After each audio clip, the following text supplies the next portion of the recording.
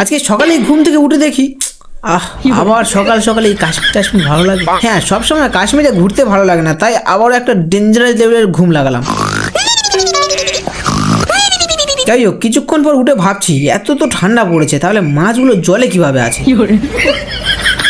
আর ওটা ভাবতে ভাবতে মা আমাকে এই বালতিটা দিয়ে বলো, যা গরুদের জন্য স্যুপ এনে দে। তাই যাচ্ছি স্যুপ আনতে। এই লা লা লা লা লা লা লা লা লা লা। হ্যাঁ, তারপর স্যুপ এনে দিতে ও তো নিচে নেচে খাচ্ছে। যাই হোক, তারপর মা বললো চল আজকের আবার গিয়ে কন্ট্রোলটা ধরে আনি। তাই সুপার কারটা নিয়ে জলদি জলদি এসে দেখি লম্বা এক লাইন, আর ওই লাইনে বহু বছর কুস্তি করার পর কন্ট্রোল ধরে ঘরে এসে দেখি 1টা বাজে। সারা সবে তো সকাল হলো, এক্ষুনি 1টা কিভাবে বাজে। কিন্তু সব থেকে ভয়ঙ্কর ব্যাপার হচ্ছে এখন আমাকে চান করতে হবে, আর চুলের অবস্থাটা খুব একটা ভালো না, আজকে শ্যাম্পুও করতে হবে একটা। শালা আবার 1 টাকা লস।